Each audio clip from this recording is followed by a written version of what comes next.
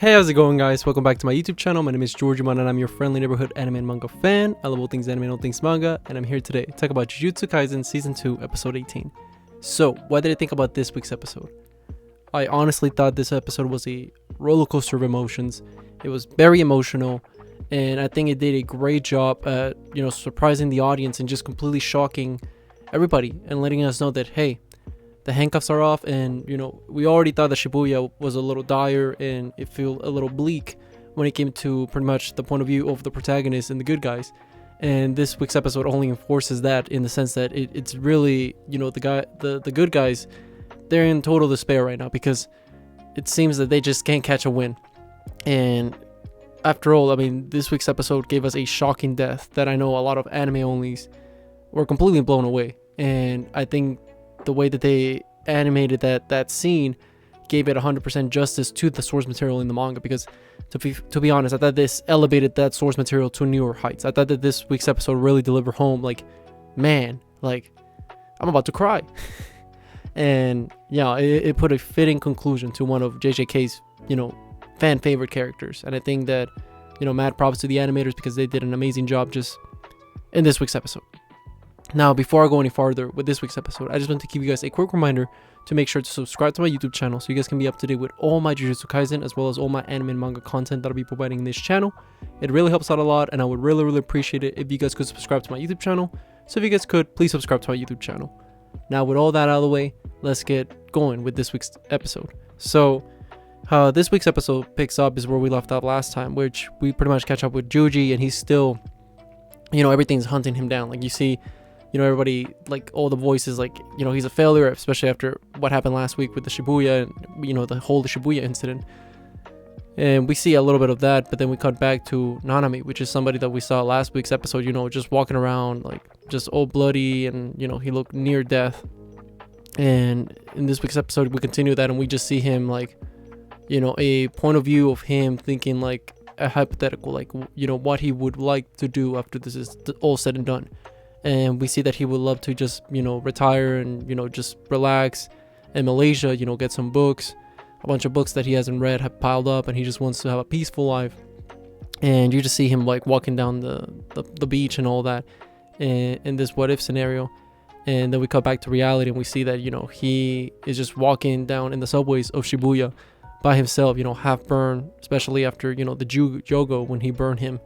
And we saw previous episodes that the doctor lady, she said that, she insisted that, he wouldn't go out, but Nanami kept insisting, like, no, I have to go out there and help everybody, because we always know that Nanami has been, a very selfless person that always puts himself,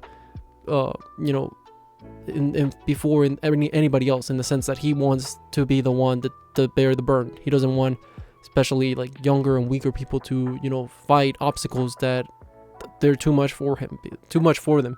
It all comes back to Habara, the whole thing where, his friend that died because he fought somebody way stronger than they expected. He always wants to be there to protect people. And you see him, like I said, in the subways, and then he stumbles upon a bunch of curses, and in the background you also see Mahito just kind of looking at him, like, praying on him like a vulture, like, just, okay, like, I know this guy, I remember this guy. And you just see, like, Nanami just fight 100 curses or so, and he's going in, like, my man's putting in work, and he just continues fighting. He's in pharaoh mode. He just goes completely pharaoh and just starts slicing and dicing all these curses left and right. And while all that is happening, we see transitions of him thinking, like, in his what if scenario, very happy, very joyful, and he eventually defeats all these curses. And while he's dancing, like, in his dream sequence, he's thinking like he's in paradise. He's relaxing on the beach, but in reality, he's fighting in for his life down in the sewers, or not the sewers, the subway. And we see that eventually, while it's all said and done, he defeats all the curses. Mahito sneaks up behind him, and that kind of, like, makes Nanami realize, like, okay, like, cut back to reality.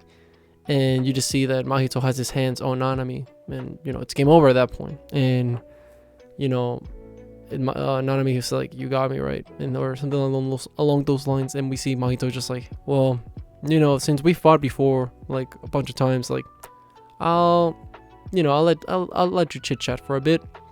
And while all that is happening, you see Nanami have like a he starts imagining like Habara, like it's kind of like him in a state of mind where he's just imagining like what would he be doing here or something along those lines, like, or he's like maybe thinking like I'm about to join you soon.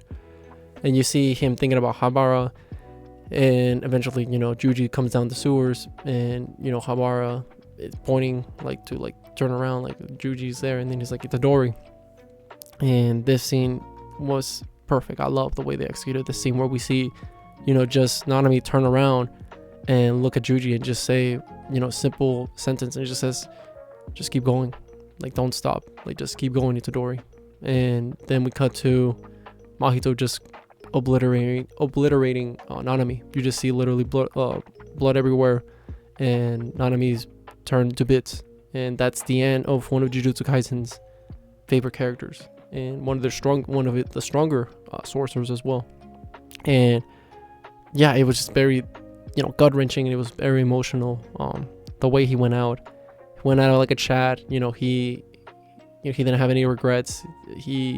Well, probably the only regret is that he could have saved, he could have been there to protect Megumi and them, but he died with a smile on his face, knowing that Itadori, he just tells him to keep going, like not give up. And yeah, that scene was gut-wrenching. Like I remember reading that and I was like, man, no, not Nanami, man.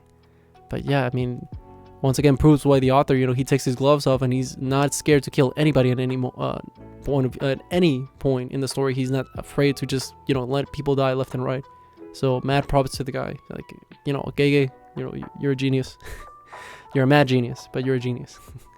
But then we continue. You see that Juji is devastated, and then we see that he just looks at Mahito, and they're like, "You're gonna die." Like Juji just pissed off, and Mahito's like, "Well, let's fight, bro. Like, what's wrong?" And then they proceed to fight, and the fight sequence is great.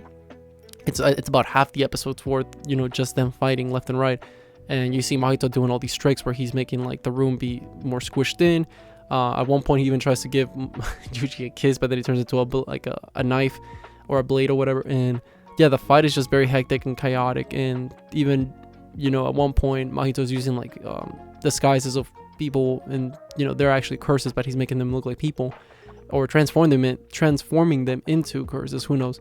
But he gets a hit on Itadori, and throughout it all, Itadori's like, man, like I gotta put this chip in my shoulder that is like, these people are souls of people in these curses. But at the end of the day, he has to put that aside, because otherwise Mahito is just gonna continue to exploit that. And I think towards the end of the episode, he realizes that, so he gets that off his chest, and he's like, all right, let's fight. And then we cut to the last portion of the episode, where we see a little bit of flashback earlier in the Shibuya, where we see a scene that we hadn't seen before, which is just Jogo and the other curses and Chozo. And we see that pretty much Mahito split himself in two halves. And I guess the concept was he was gonna try to like look for Juji in two different places, to, cut time. So right now, I believe the two of them are still split, if I'm correct. So we see Mahito go to an alley, stumbles upon Nobara, and Nobara is like, hey, you're that patch face guy, like, right? Is like, yeah, who are you? And then he's like, oh, you must be one of Juji's friends. Oh yeah, I can't wait to kill you and show his corpse to him. And that would definitely throw him off. And Nobara's like, yeah, you can try. And then you see like pretty much they're setting up a fight between this Mahito and Nobara for the next episode. And yeah, that's how we end the episode. So we do know that we're setting up Mahito versus Nobara next week's episode, as well as Juji fighting Mahito as well. Mahito is just all over the place. I hate this guy, but he's such a good villain. He's just the definition of a monster, like to a T. Nothing redeemable with the guy, just pure chaos. And that's what makes him a great character and a very hateable character. So he's doing a great job as a villain. If you hate him, definitely, that means that he's 100% doing his job. So mad props on the writing on that behalf. But with all that being said, what did you guys think about this week's episode? Did you guys love it? Did you guys hate it? Did you guys thought it was alright? Whatever you guys thought, let me know in the comment section down below. Also, thank you so much for sticking all the way to the end of the video. I really appreciate it. And don't forget to like, comment, and subscribe to my YouTube channel for more Jujutsu Kaisen, as well as more anime and manga content in the near future. But yeah, with that all being said, I hope you guys have a great Thanksgiving and the rest of your day. Bye bye.